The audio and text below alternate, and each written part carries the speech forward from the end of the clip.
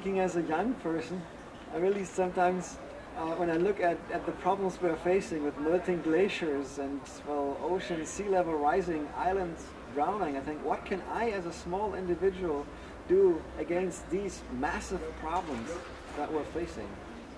What can you say? Young people start first within their home. That first drop of water when you go to turn your tap on to clean your teeth, turn the tap off, clean your teeth, then turn it on to rinse your toothbrush or use a glass. Young people together as the beginnings of the changes. It's the culmination of all of the young people coming together and saying, we can do it. We as elders need to support the young people with their vision and their ideas, because unless we work together, we can't support each other. So I believe that the Earth Charter, as such, can be taken by the young people. They don't need to use the whole Charter, but take something, some little thing out of the Earth Charter and say, this is what we want to do. The school can take tree planting out of it. They don't have to do everything in the Earth Charter, because I think that is the simplicity of the Earth Charter, that young people can see what they can see, not what an organisation sees. In their eyes, this is important, that you look at it from your perspective and nobody else. And tell us more about your own activities in Aotearoa in New Zealand. How is it over there? Well, I live in a very small community and we have a very small school. And my joy is seeing our children in our school working with the Earth Charter dimension by planting a garden communally within the school, by planting out trees, native trees, growing them from the seed to fruition so they can plant it out, cleaning up the wetlands so the birds can come back. These are all the things that are happening in my community and many, many other communities around the country.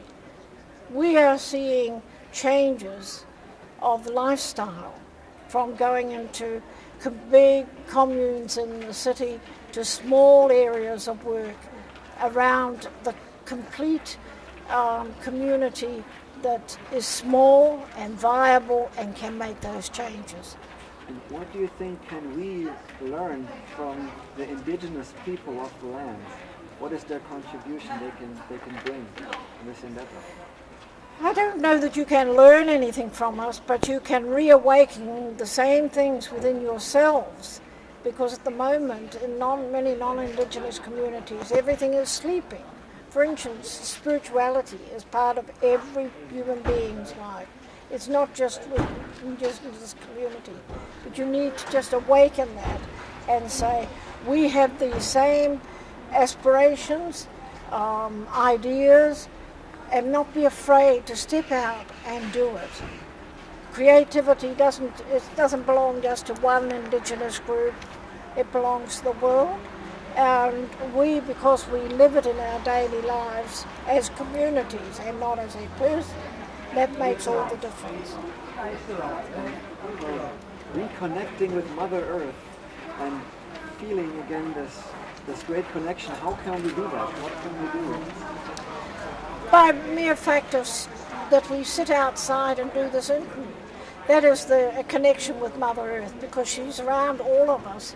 But when we see the opportunities to go outside, sit on the grass, walk the walks, walk through bushes, Mother Earth is there to teach us when we go through the forest walks, when we go through the stream, when we see the stones.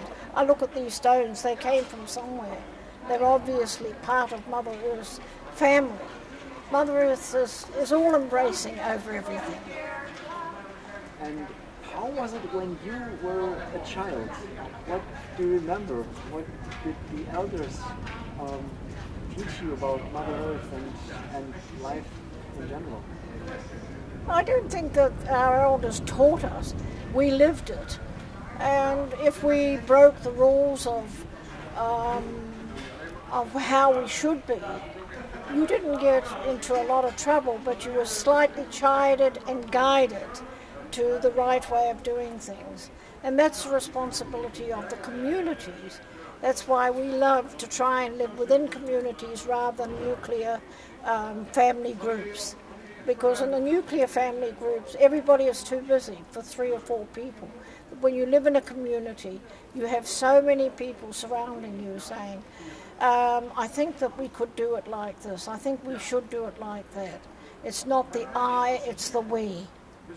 And togetherness as we will do it is much, much easier than I have done it or I will do it. And how can we do that? How can we move from I to we? I mean, in this world where we're so fragmented, everyone with his car, his TV set, his computer, but how do we move from I to we? Well, the Earth Charter today shows how we, as 21 members of the inaugural group that came together, we came together with so many different ideas, so many different aspirations, and we had to work and weave our understandings so that we could get to the stage that there could be a drafting to where we've got a final Earth Charter. And that is, the Earth Charter wasn't made by a person, it was done within a circle of we all together. And one of the things that reminds me, when we went for the inaugural meeting for the Earth Charter in Costa Rica, 8 indigenous peoples came from the mountains.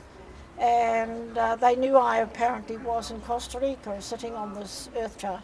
And they took me aside and said, you cannot go into that meeting because nobody has spoken to us. We are the indigenous peoples of the land. So it took a bit of negotiation at the 24th hour of saying that one of these people from this land, is the indigenous peoples of Costa Rica, must sit in the hall because they must give their breath of peace to surround this organisation when it was set up in Costa Rica. Then they gave me the blessing to go ahead with the 21 members. So that's how it is. And well, in the Earth Charter, this interdependence is one of the key themes. But what does that really mean in simple terms? The what? Interdependence? Interdependence comes from different understandings. I wouldn't like to suggest that I would know what interdependence means, because it's like the word democracy. Democracy in 1,000 ways is a different meaning. Interdependence is also, I believe, like that. We would see interdependence that it's not reliant on each other, but it is making it work for everybody, and making that responsibility there that we see each person or each animal or the environment is sufficient for all of us. And what do you think are the special contributions of indigenous people to the Earth Charter itself? Well, I'd like to quote Mark Torena from Rio. When he read the Indigenous Peoples Declaration at the Rio conference, somebody I heard say, the poor man can't wear shoes, he's got no shoes on. And strange enough, as they said that, we were only privileged to have half a dozen in the ministerial presentation meeting. And he said, I don't need shoes to show that I'm a rich man. I walk with the Mother Earth carries me.